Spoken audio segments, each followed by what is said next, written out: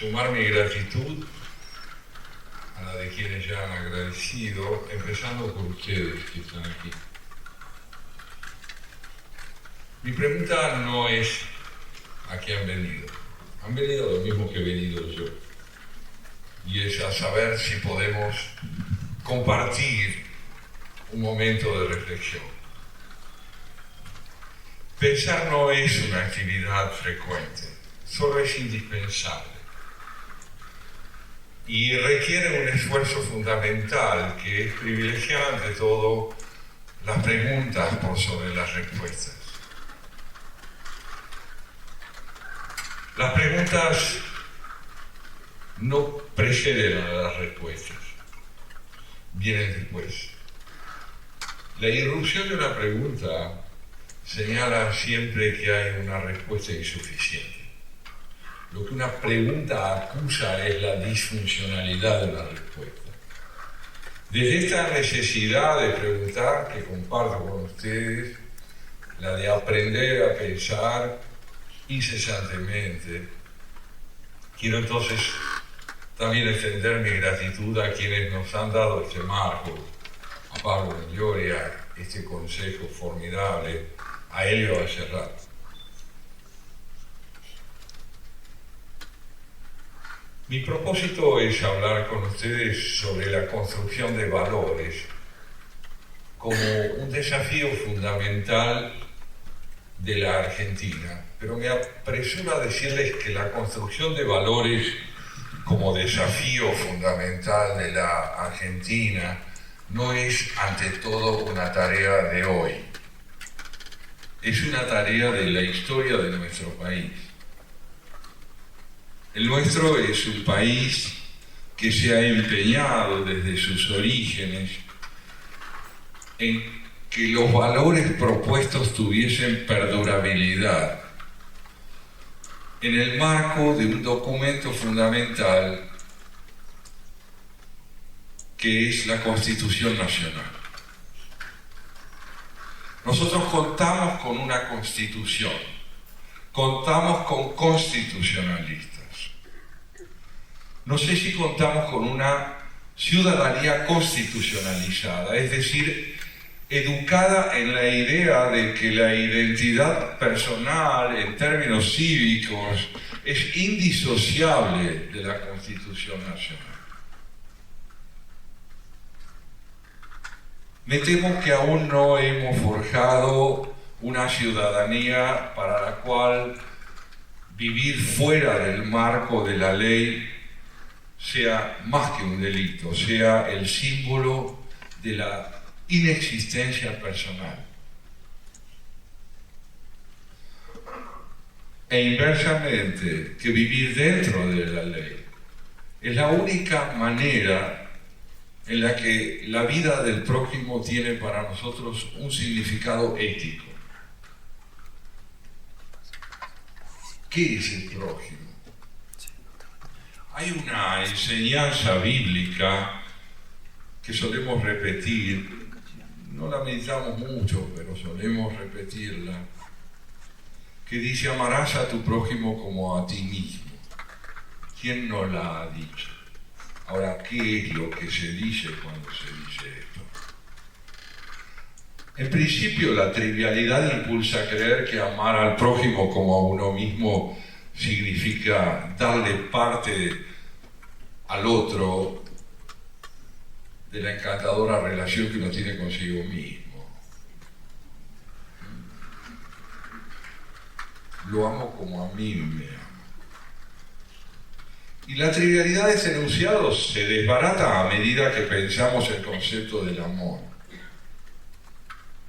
Lo que la Biblia propone en ese sentido ha quedado muy lejos de una enseñanza perdurable, porque me parece que amar al prójimo como a uno implica empezar por entender que uno no es de uno. Hablamos con demasiada contundencia de la identidad personal, nos miramos al espejo con un abuso de familiaridad. Cada tanto convendría mirarse al espejo y tratarse de usted. Sí, porque no sé si estamos ante un conocido o si nos imponemos un conocimiento ficticio bajo la rotundidad con que pronunciamos la palabra yo. Oscar Wilde, ese gran escritor irlandés, decía que es conveniente ser un poco improbable. ¿En qué consiste la conveniencia de ser un poco improbable? Si uno no está demasiado aferrado a su identidad, tiene posibilidades de desarrollarla. Si uno se aferra excesivamente a su identidad, se da por cumplido. ¿Sabes con quién estás hablando? Es conveniente no estar muy seguro de uno. Por lo tanto, si uno es tarea para sí mismo, si ser es tratar de ser, si la identidad es un proyecto de desarrollo, de autocomprensión, amar al prójimo como a uno es concebirlo como alguien que no nos puede pertenecer. Porque así como no me pertenezco porque soy tarea, me busco, me anhelo, me deseo desplegado, el otro, en tanto no me pertenece, es un proyecto también. Si yo me adueño de él, no lo amo. Y no lo amo como a mí mismo, si me concibo como proyecto.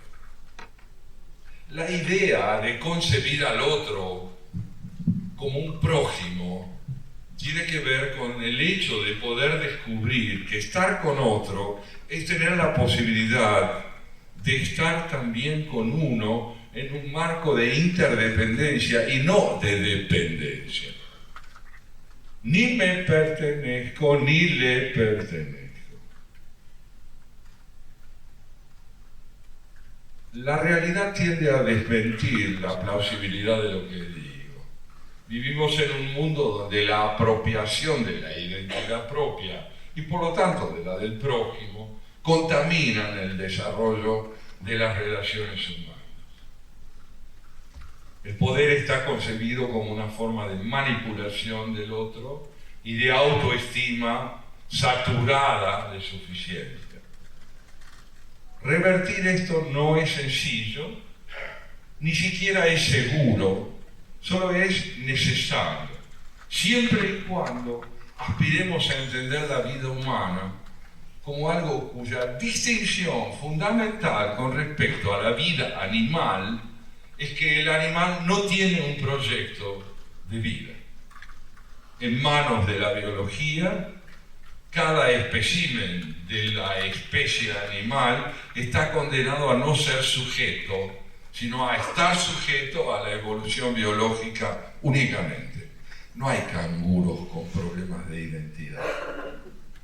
Ni el proyecto de ser un bisonte hembra lo tiene un bisonte hembra. El animal es nadie. No es sujeto, no tiene responsabilidad subjetiva. Y la nuestra es una especie que, sin dejar de estar inscripta en el campo biológico, se ha deslizado al campo de la cultura, que es el campo de los valores. Entonces, para ser humano, no basta con la inscripción en un sexo, en una genitalidad determinada, en una anatomía determinada. Es probable ser hombre, es probable ser mujer, pero solo probable. El riesgo que corre nuestra especie es que parezcamos humanos. Es decir, que nuestra identidad esté inscripta en la presunción de que ya somos lo que debemos ser.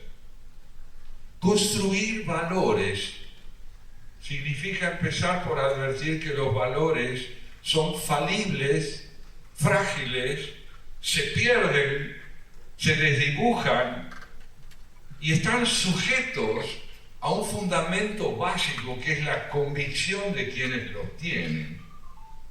No hay valores perdurables sin quien los sostenga.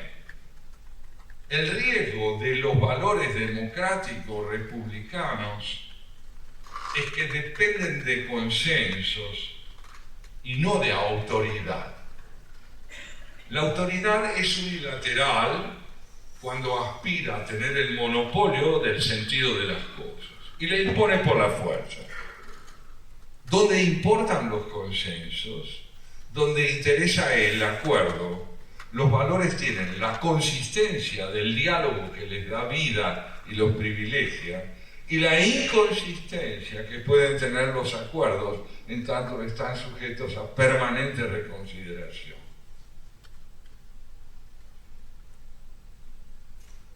El hecho de que hoy asistamos a la pérdida de fe de las democracias republicanas en el mundo es la expresión de un íntimo alivio reclamado por nuestra especie, y es el de delegar la responsabilidad de pensar y de construir valores en alguien.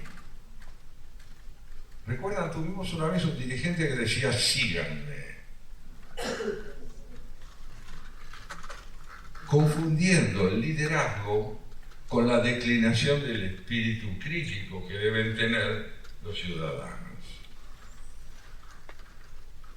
Los nacionalismos, no las naciones, los nacionalismos aspiran a delegar en sus liderazgos autoritarios y autorreferentes la responsabilidad del pensamiento y de la comprensión del camino que se debe seguir. Solo se le solicita a la ciudadanía obediencia, acatamiento y, si es posible, la dosis fundamental de fanatismo que permita creer que uno está en lo cierto y no lo va a discutir. Riesgos que corre nuestro país, añadamos también nuestro país, pero no solo. Hoy en día, y este es el marco general de esta conversación, estamos en una etapa en la cual los valores fundamentales de la democracia republicana ceden ante la necesidad profunda de delegar la responsabilidad de convivir en la fascinación de obedecer.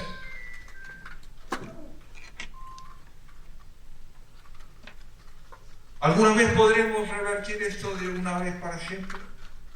Espero que no. Dije espero que no, no dije no creo. Espero que no ocurra nunca que revirtamos este riesgo por completo, porque volveremos a caer en el autoritarismo. ¿Qué es lo que desearía? Que sepamos combatir contra los riesgos que están implícitos en esa concepción del valor que establece que lo verdadero ha sido discernido por un iluminado y que nuestra tarea es delegar en él la responsabilidad de pensar y proceder.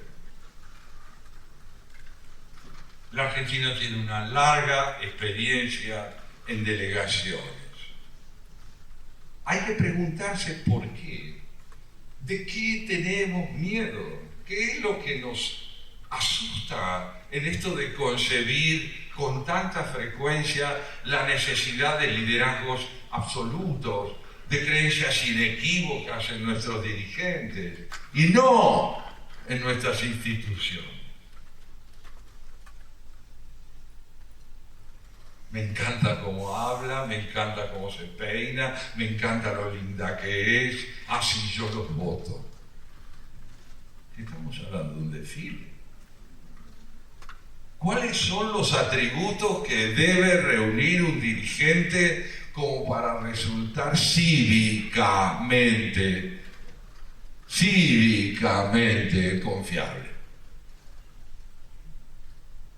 La contundencia de su discurso, la posibilidad de decir síganme, déjenlo conmigo, yo soy la madre de todos los argentinos. ¿Qué tiene que decir un dirigente para ser representativo de una ciudadanía que necesita crecer hacia el apego a la Constitución Nacional?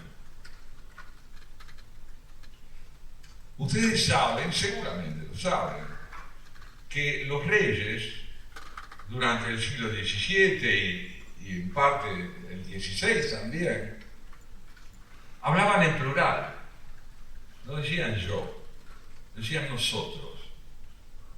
nosotros, yo, el rey decía nosotros, pues yo era todos. Y el Estado era yo. L'État c'est moi, le decía, lo dije a todos. El Estado soy yo. Pero yo es nosotros, por lo tanto. Si el Estado se reduce a una figura, la función primordial de la ciudadanía es la subordinación.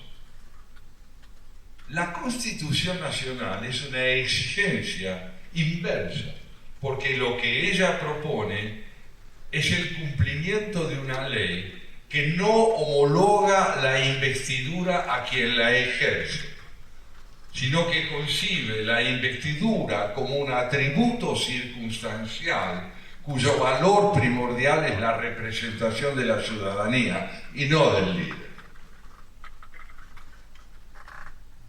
Construir valores en el sentido democrático, republicano del término, significa en consecuencia entender una noción clave, a mi ver, de la Constitución Nacional, que es la noción de bien común.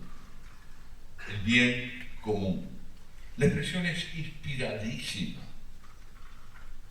Hablar de bienes es una cosa, hablar del bien común es sentirse expresado por otro en la medida en que ambos estamos sujetos a la ley. Cuando habla mi conciudadano, me escucho. Lo que él demanda es lo que yo necesito. ¿Es esto posible de una vez por todas? Insisto, no, espero que no, que nunca, porque la tarea primordial del discernimiento cívico es la vigilancia perpetua sobre la autosuficiencia, sobre la presunción de que uno todo sí y uno todo no. Necesitamos consensos, no iluminados. Porque el discurso del iluminado es un discurso que no está sujeto a revisión crítica. Cualquiera que ame la historia debe haber meditado cómo terminaron los líderes de la Revolución Francesa. Se mataron todos entre ellos. Los hombres que sostuvieron en el famoso documento del 26 de agosto de 1789, que se llamó Declaración de los Derechos Universales del Hombre y del Ciudadano, se degollaron entre sí porque redujeron el significado de la verdad al monopolio de la propiedad privada, de la razón de cada uno. En el polo inverso, ante esta brutalidad que se llamó el terror, donde degollar parecía suficiente para instaurar la verdad, y con el reconocimiento debido a esa Declaración Universal de los Derechos del Hombre, sin la cual no tendríamos constitución. Hay una reflexión de otro francés, argelino francés, llamado Albert Camus, un escritor, el autor del extranjero, el que recibió el premio Nobel en 1957, el autor de La peste, el autor de un ensayo como El mito de Sísifo o El hombre rebelde. Camus dice en una de sus reflexiones: me gustaría pertenecer a un partido político integrado por hombres y mujeres que no estuvieran seguros de tener toda la razón. ¿Es esto posible? Parece que no. ¿Es esto necesario? Parece que sí. ¿Cómo conciliamos lo que parece imposible con lo que es necesario? Aquí entra en juego una de las segundas nociones, después de la idea del bien común, que yo creo fundamental reconstruir incesantemente también en nuestro país. Es la noción de dignidad personal.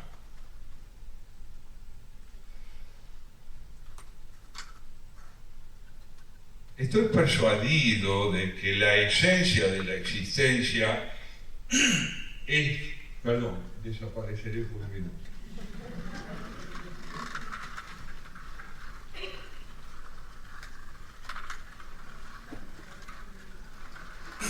Creo que la esencia de la existencia humana es la insistencia. Si el hombre es un proyecto, es decir, una tarea a ser desplegada en busca de identidad en forma constante, insistir es tratar de avanzar en la configuración de lo que debemos ser. Quien insiste en ser es un proyecto para sí mismo. Quien se da por constituido no es un proyecto para sí mismo, sino una autoridad que se impone a los demás. La dignidad es la capacidad de entender que por más honda que sean las dificultades que enfrenta una sociedad, por más profundas que parezcan ser, solo la insistencia en derrotarlas le infunde dignidad a la vida humana y no el hecho de estar seguro de que se las va a derrotar. Insistir en poder ir más lejos que la adversidad basta para ser digno. Y no llegar a donde uno quiere no implica abandonar la tarea de acercarse. ¿Usted cree que algún día la Argentina se podrá encaminar definitivamente? ¿De qué estamos hablando? Yo les aseguro a ustedes que a mí en la calle la gente me paraba hace algunos años y me preguntaba, ¿se va a aclarar el caso Nisman? ¿Alguna vez sabremos? Analicemos la pregunta antes de ir a la respuesta. ¿De dónde proviene la pregunta? La pregunta revela tanto la necesidad de la verdad como al mismo tiempo el desconocimiento de la tarea que hay que emprender para alcanzarla. ¿Qué estamos haciendo para aclararla? Le respondía yo a la gente. ¿Qué estamos haciendo? ¿Cómo estamos buscando el esclarecimiento de eso? Bueno, que se ocupe la justicia. Ajá. ¿Y qué opina usted de la justicia actual?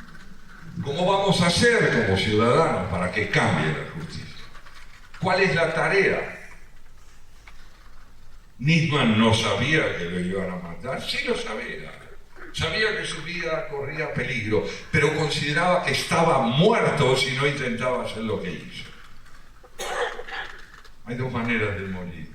Una es claudicar en un proyecto fundamental, ético para uno. Y dice, bueno, así. La otra es correr el riesgo.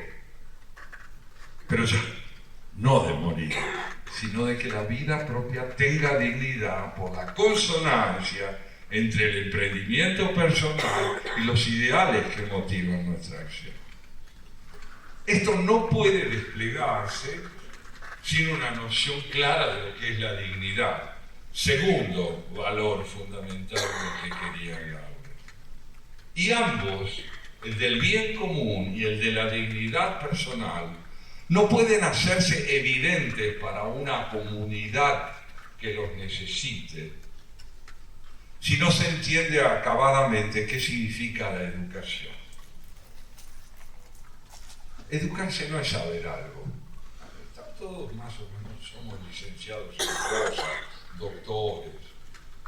Tenemos una idoneidad profesional determinada. Pero somos universitarios.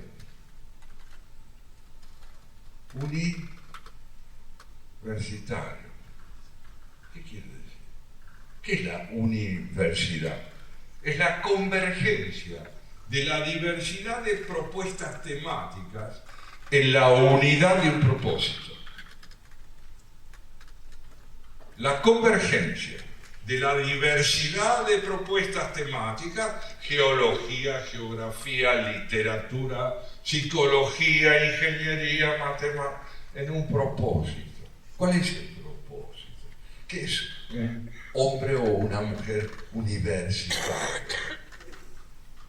Son los que tienen sentido del parentesco entre las distintas disciplinas que integran el campo del saber. Lo que el parentesco que puede haber entre un ingeniero y un poeta, entre un químico y un teólogo, pero perdón, no le entiendo bien. ¿Qué parentesco puede haber entre la teología y la química? Si no hablan de lo mismo, ¿está usted seguro? ¿Qué es lo que busca un químico? ¿A qué aspira un químico? A descubrir qué. El modo en que operan las leyes que rigen el campo de la experiencia en el orden de su disciplina. ¿Y a qué aspira un teólogo? Al conocimiento de las leyes que permiten convivir con la evidencia de la creación y el enigma del origen. El teólogo va a presentar un libro. ¿Lo invitamos al químico a que integre la mesa o no? Normalmente no, si no tiene nada que ver. Ajá, así no va. Así no va. ¿Qué es lo que implica entonces el concepto de universidad? Implica la noción de educación como un saber orquestado, donde la interdependencia entre los distintos campos está vertebrada por la necesidad de formar ciudadanía. Se puede ser un ingeniero o un poeta y no ser un ciudadano. Se puede ser un químico y no ser un ciudadano. Se puede ser un biólogo y no ser un ciudadano. ¿Qué se requiere para que sean ciudadanos? Que entiendan perfectamente, hondamente, permítanme usar una duda inexistente, tatuadamente, qué quiere decir el prójimo, para que la relación con él esté asentada en la idea de la interdependencia. En este sentido, dos viene antes que uno. Primero nosotros, luego yo. Primero el otro y yo, y después yo. Y yo en virtud del encuentro con el otro. Esto es educarse. Pero a usted no le parece que el campo de la tecnología de punta en el orden digital está generando, sí, todo lo que quieran. Yo también entiendo que la tecnología es fundamental y llevo el sílex de nuestro tiempo, el hacha que usaban los hombres primitivos, en la cintura. Lo llevo, me es muy útil, ¿cómo no? Pero aparte de eso, y más básicamente que eso, una cosa es la capacitación especializada que permite formar en distintos campos gente idónea y necesaria. Y otra cosa es el ciudadano que se inscribe en una especialidad determinada porque aspira a algo más que a la eficacia. Aspira a la conciliación de la eficacia con la ética.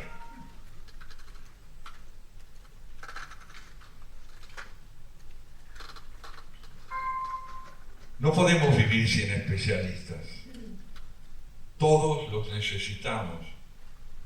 Pero si vivimos en un mundo excluyentemente fragmentado por la especialización, perdemos el sentido de lo universal y de la interdependencia y del bien común. Solo nos importará la eficacia. Estamos en un mundo donde la eficacia parece tener la última palabra y la reducción del saber humanista que requiere la condición cívica ha cedido al especialista que cree que el mundo se puede reducir a una sola forma de saber, por ejemplo, la economía. No hace muchas décadas atrás, la crítica primordial al marxismo, ¿cuál era? Que había reducido el concepto de desarrollo a la infraestructura económica, sin que le importaran los valores mal llamados de superestructura, la cultura, la educación, la salud entendida como un derecho y no como un servicio solamente. Hoy volvemos a vernos amenazados por la brutalidad de la jactancia que puede acompañar a una especialización. Eddington, uno de los más grandes físicos provenientes de las enseñanzas de Einstein, dijo, era inglés, fue un lord inglés, pero además tenía un humor muy inglés. Él dice lo siguiente: Todo físico sabe que su mujer no es más que un conjunto de átomos y de células. Ahora bien, si la trata así, la pierde. Claro. ¿Humor para qué? Lo que nos enseña la mirada del laboratorio, lo que la especialización nos propone, es indispensable dentro del laboratorio. Pero salir con las verdades del laboratorio, afuera de él, e ir a cenar con un conjunto de átomos y de células, es altamente imposible. Quiere decirnos Eddington que la complejidad de lo real excede el campo del discernimiento especializado. Y si no se puede alcanzar un conocimiento suficiente de esa complejidad, tengamos al menos la prudencia de no hacer pasar lo que sabemos por el único saber que necesitamos. Esto requiere educación. Hemos conocido uno tras otro a dirigentes de toda índole mal educados, que tienen la tarea de dirigir una nación que requiere educación. Para ustedes tal vez sea más natural que para mí. Esta charla la estoy realizando en un lugar donde aparece un individuo que emprendió la tarea de darle vida a la educación argentina. Está entre los que llamamos padres de la patria. Yo me pregunto qué clase de hijos somos.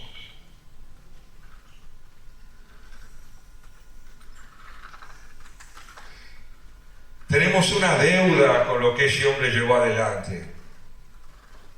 Ese hombre llevó adelante lo que no era posible.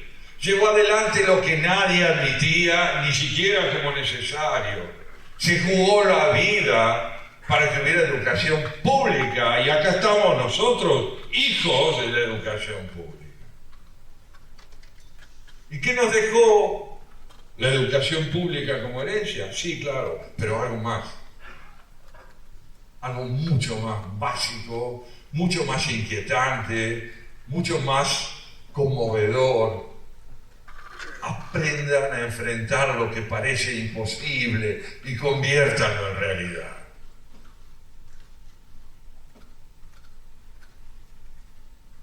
Eduquémonos en consonancia con un cuarto concepto fundamental en el campo de los valores a construir, el saber heredar.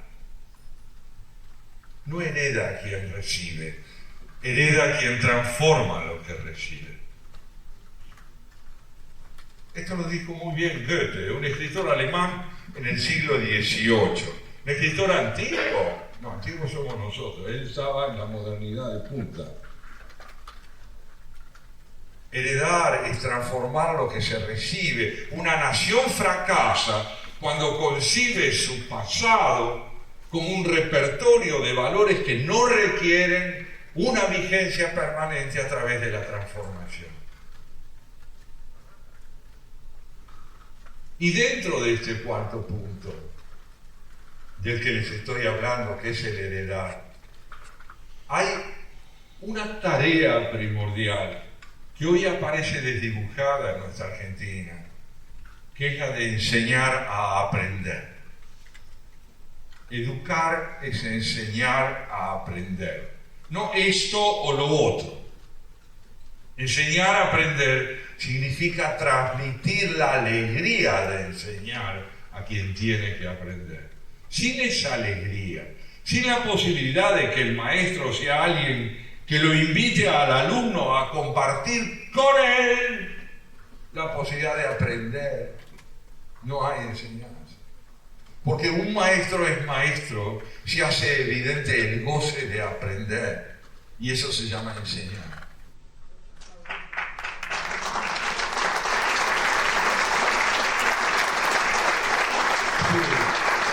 Sí, es así. Y no tenemos esos maestros hoy como rasgo dominante de nuestra educación. No los tenemos porque la educación popular, la educación nacional, la educación que fundamentalmente le imprimió a través de las manos de Sarmiento un perfil a la identidad de generaciones en la Argentina. Cayó en manos de las corporaciones que aprendieron a subsistir mediante la reducción, en el caso de la educación, del maestro a la condición de empleado. Por supuesto que los derechos de un maestro a ganar la vida deberían ser altísimos, no normales. Altísimos. Un maestro forma parte del equipo de salud de una nación. Es un sanitarista un maestro. Siembra salud pública. La destitución del significado del magisterio empieza en el momento en el cual en la Argentina decimos que educar es tarea de mujeres. Y lo digo no porque la subestime, sino precisamente porque ahí se advierte la homologación de la mujer y de la instrucción pública a la intrascendencia cívica, tal como la mujer la padeció durante tanto tiempo. Por supuesto que tiene que haber mujeres que enseñen, pero homologar la educación a un género es destituir a ese género de verdaderos derechos de formación, acantonadas en la enseñanza del jardín de infantes, de la escuela primaria, y los hombres reducidos al ejercicio de las actividades productivas. Terminamos generando una pésima educación en el orden de la interdependencia. Ahí empieza el envilecimiento de la comprensión de la educación. Sarmiento trajo maestras porque en los Estados Unidos no había maestros. Generalmente nos ponemos contentos, y claro que sí, espléndidas maestras. Pero educar no puede ser una tarea discriminatoria. En consecuencia, y para ir redondeando el planteo en torno a estos conceptos de los que estoy hablando, la educación no puede ser un ministerio. La educación tiene que ser una política de Estado por la reconstrucción y la recuperación de la República Argentina. Tiene que ser enunciada así por quien tiene el deber de tener una investidura que nos representa. ¿Podremos conseguirlo? No cejemos en el esfuerzo por intentarlo. Creo yo que el mayor fracaso que amenaza a la ciudadanía de un país en crisis es creer que no tiene porvenir. Y cuando el verdadero porvenir existe, es cuando se transforma en un ideal, en nombre del cual venimos hacia el presente para cambiarlo. Los hombres que hicieron de este país, junto con las mujeres que hicieron de este país, un formidable territorio nacional, fueron gente que vino del futuro, no del pasado. Es decir, de ideales que había que llegar a concretar en el presente. Y se jugaron la vida por ellos. Por eso yo quiero terminar esta charla diciendo que si tenemos dificultades, quiero saber quién levanta la mano para decir que esas dificultades son mayores que las de Belgrano, las de San Martín, las de Lavalle, las de Pueyrredón y las de Sarmiento. Gracias.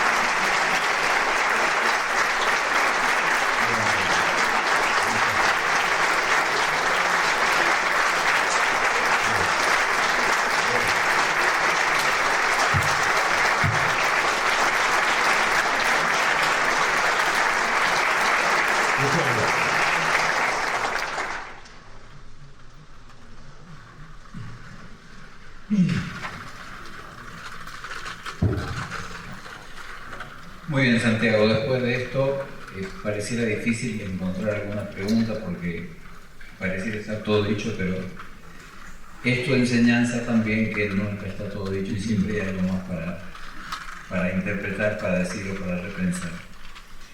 Me parece bueno que pudiéramos invitar a la gente a realizar unas pocas preguntas que puedan esclarecer ¿Cómo algunos no? conceptos. Claro que sí. Y como estoy yo aquí, me voy a rogar el derecho de ser el primero. Más que una duda, me queda una preocupación. Y es, planteado en términos de pregunta, la siguiente. ¿Estamos hablando de construir valores en la Argentina, que es una tarea única? ¿O estamos hablando de que hay que romper los valores que sí existen y que son los que están llevando a la Argentina cada vez más a un lugar poco feliz, desde la educación y de todos los atributos que vos decías que tiene que tener la construcción de esos valores? ¿Hay una doble tarea o hay una única tarea en ese sentido? Bien, es una pregunta necesaria. Realmente lo es. Es imposible disociar la construcción de valores del abandono de valores que pueden haber tenido vigencia y que hoy están en crisis. Es como lo que yo les decía sobre las preguntas y las respuestas. Toda pregunta supone una respuesta disfuncional previa que motiva la irrupción de la pregunta. En consecuencia, a mí me parece que la Argentina hoy ha ingresado en una anemia de valores resultante del desgaste que han tenido valores cuya credibilidad acompañaron al país durante mucho tiempo. Fundamentalmente, digamos en un orden político, la idea del Estado como proveedor de identidad nacional. El desarrollo macrocefálico del Estado, Octavio Paz, el escritor mexicano, lo llamó el logro filantrópico. El ogro filantrópico. Este ogro filantrópico ha perdido operatividad, se ha convertido en el transcurso del tiempo disfuncional en la provisión de identidad y de recursos, porque no ha vivido de su función primordial, que es mediar entre intereses particulares, sino que se ha convertido en un interesado más en intereses particulares. En consecuencia, los valores que hoy están en decadencia no nos proyectaron, y me refiero ahora a las elecciones de noviembre del año 23, hacia un repertorio de valores alternativos plenamente constituidos en recursos programáticos de una política de Estado, sino hacia la necesidad de terminar con la corrupción. Esto bastó primordialmente, bastó para que se votara por una alternativa a la que no se le requirió transparencia sistemática, sino voluntad y contundencia para acabar con el delito. Esto ocurre desde la desesperación de los disvalores que al caer dejan en estado de orfandad a una comunidad que, sin saber todavía muy bien cómo generar alternativas de construcción de valores nuevos, vota por quien promete terminar con la corrupción. ¿Y qué estamos viendo hoy? Que los nuevos valores empezaron a aparecer. En el orden macroeconómico no tengo la menor duda, creo que es evidente. Las políticas fiscales son claras. ¿Dónde está el riesgo? En la unilateralidad de los valores que se promueven, en la reducción del concepto de cultura a lo económico, en la idea de que la educación pública no provee al país de personas que son capaces de ganar el premio Nobel, sino de delincuentes. Este reduccionismo es muy peligroso. Es muy peligroso porque es incapaz de ejercer autocrítica sobre su insuficiencia, y donde la disvaloración se traduce de un modo particularmente inquietante para quien pueda ver más allá de la coyuntura, es en la reducción del lenguaje, que es el instrumento primordial del apego a la Constitución Nacional y a la ley, a un repertorio de enunciados cloacales que tienden a la caracterización de lo diferente y de la alteridad como basura. Donde hay corrupción, allí hay corporaciones, pero reducir las corporaciones a la corrupción es caer en generalizaciones muy peligrosas. Un día le preguntaron a Borges, y termino con esto, ¿qué opina usted del pueblo alemán? Y Borges respondió con esa voz temblorosa que tenía, lamentablemente no los conozco a todos. Claro. Esto es fundamental. ¿Qué opina de los judíos? ¿Qué le parecen los musulmanes? Tranquilo, vamos a los matices. ¿Qué opina de las mujeres? ¿De qué estamos hablando? De nadie. ¿Qué queremos? Generalizaciones. ¿Para qué sirven? Para rehuir la aventura de pensar. Muy claro.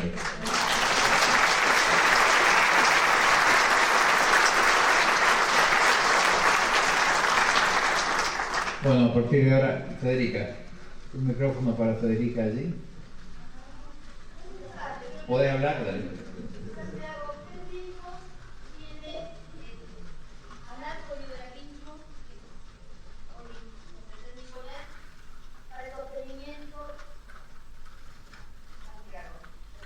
Está apagado el micrófono.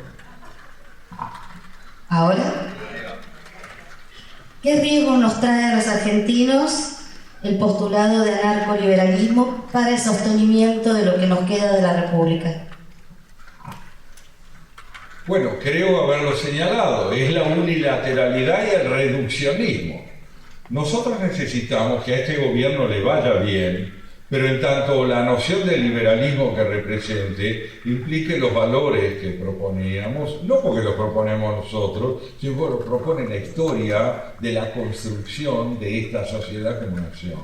Entonces, ¿contra qué debemos luchar? Contra aquello que parece ser materia de indignación en el oficialismo, que es la unilateralidad que no tolera el cuestionamiento, las preguntas.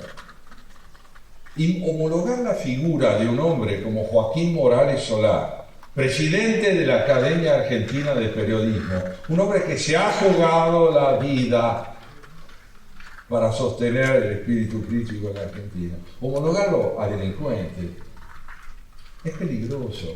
Entonces nuestra tarea es señalar los riesgos que provienen del reduccionismo de lo complejo a simplificaciones doctrinarias y a consignas que pueden despertar el entusiasmo de un momento, pero no constituirse en programas de trabajo. El gobierno tiene derechos, el gobierno debe proponer una tarea, pero el gobierno es también la oposición. Y la oposición no solo está integrada por miserables y ratas, hay otro pensamiento. Es una vieja historia. El riesgo de cuestionar a un gobierno no significa combatir su legitimidad, sino su presunción de monopolio de la verdad.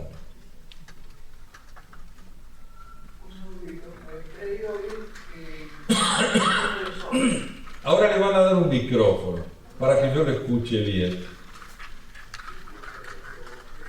No está prendido su micrófono.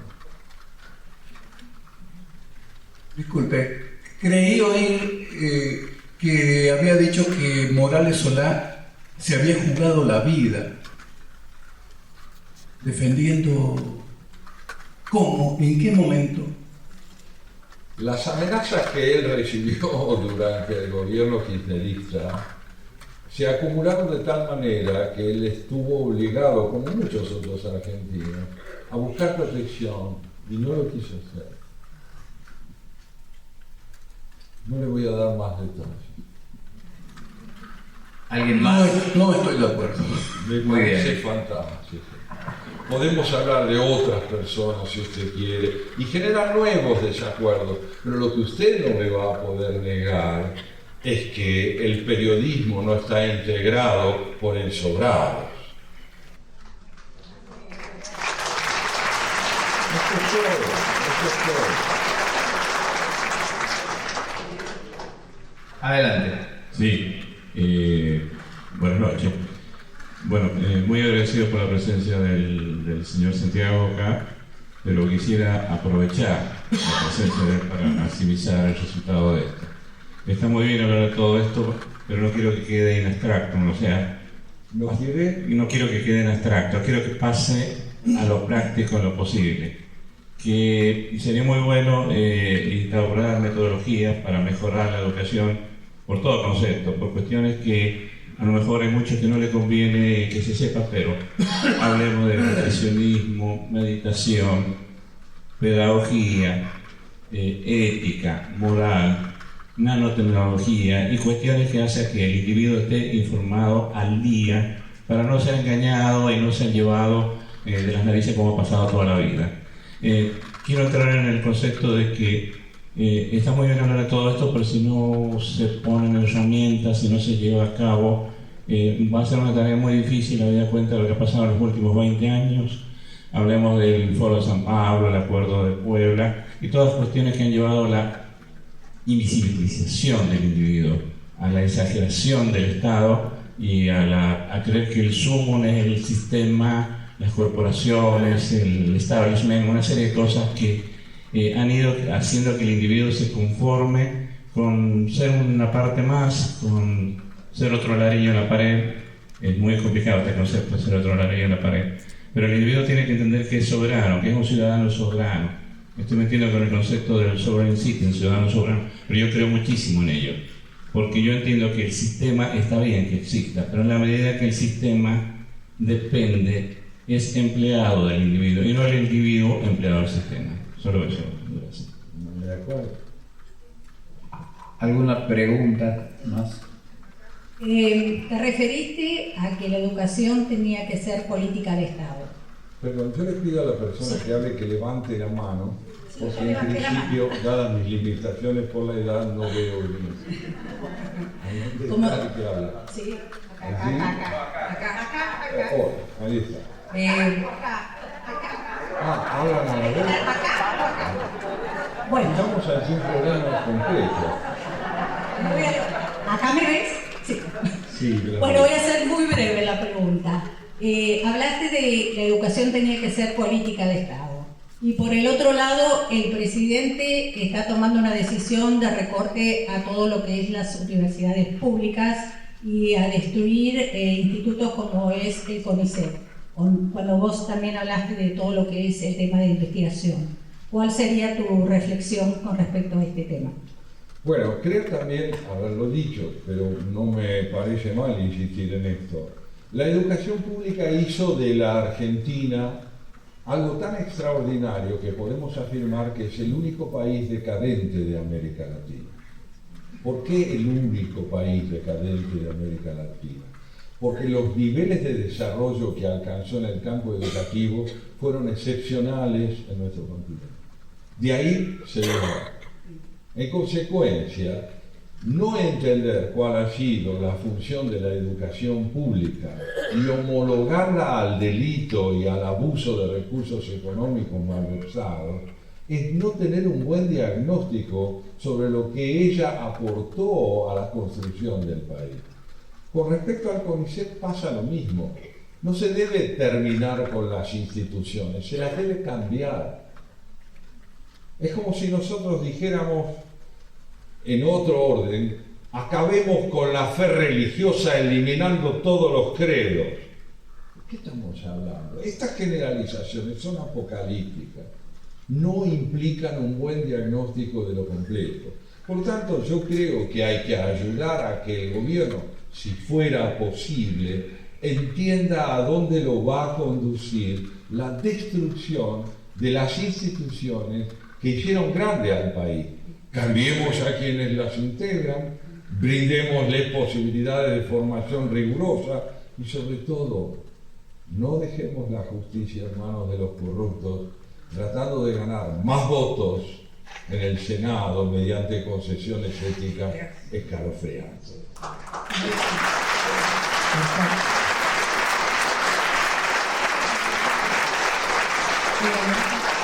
Vamos.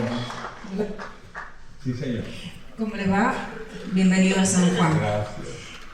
Un placer tenerlo, tener personas con el carisma y con el currículo que tiene usted en la provincia de San Juan, ¿no? Bueno, yo soy de acá del Consejo Profesional, soy licenciada en Administración y he ejercido también la docencia. Me interesa muchísimo la política internacional y sigo muy de cerca todo lo que es política de Estado, ¿no? Lo sigo mucho a usted también en sus entrevistas y todo lo demás.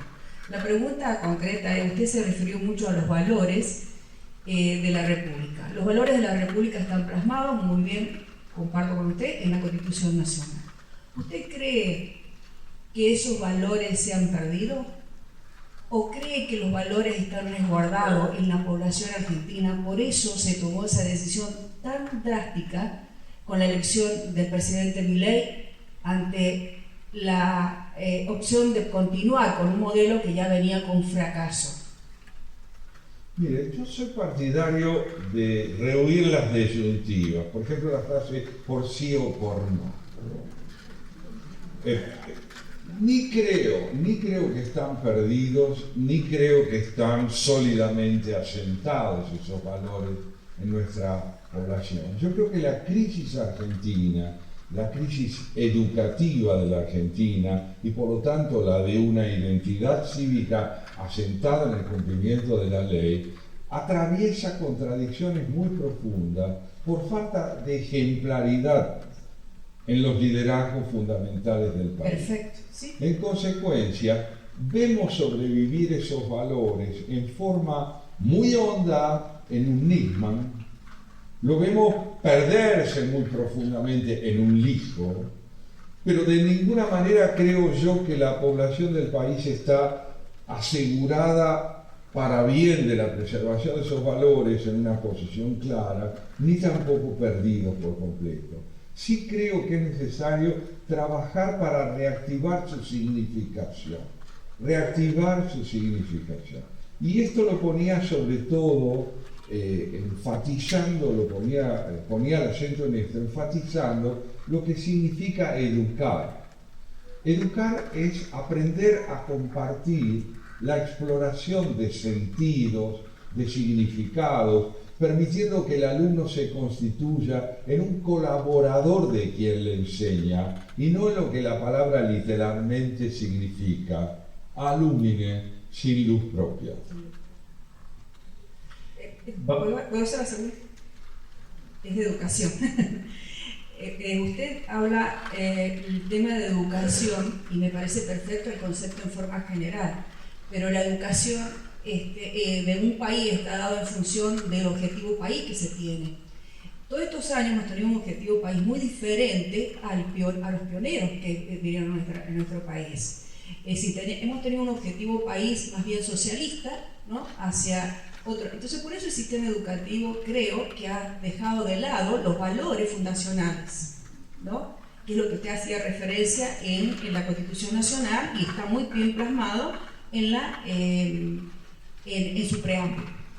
Ahora, la educación, quiero hacer este aporte, no es una pregunta, es un aporte para usted. Me parece que la educación, comparto el concepto que usted dice, pero la educación está dada en función del objetivo país que queremos establecer. Por eso nosotros, el gran Sarmiento, los grandes fundadores de esta nación, trazaron un modelo de país y en función de eso plasmaron los valores, plasmaron qué tipo de educación tenía, dónde se iban a disertar. Por eso se diseñaron institutos de formación docente, se diseñaron las escuelas industriales, las escuelas de comercio, ¿no es cierto?, las escuelas de formación de líderes como fueron los colegios nacionales. Todas esas escuelas fueron destruidas por el modelo socialista que se implementó del 83 en adelante. Entonces, los valores fundacionales de la nación están intactos en la población. Yo lo veo porque, si bien tiene muchos errores este gobierno actual, muchísimos errores, y comparto plenamente lo que usted dice con respecto a que no solamente economía, tenemos problemas económicos, tenemos otros serios problemas en Argentina, pero es un paso. Y creo que los valores de nuestro país todavía están en la población. Bueno, muchísimas gracias a todos. Les agradezco mucho. Muy gracias a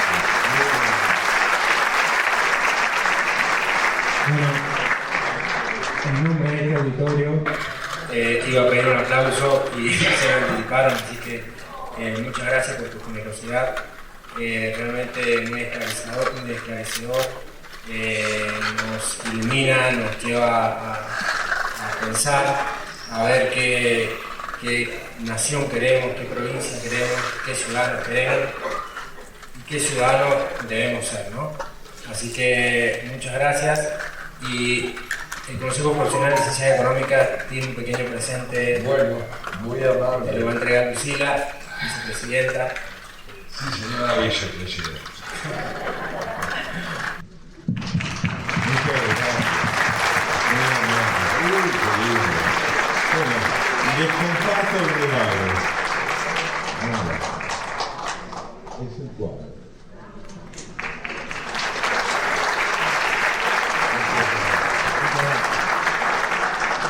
Es una obra de Alberto Álvarez que no casualmente se llama Nacen los sueños. Gracias.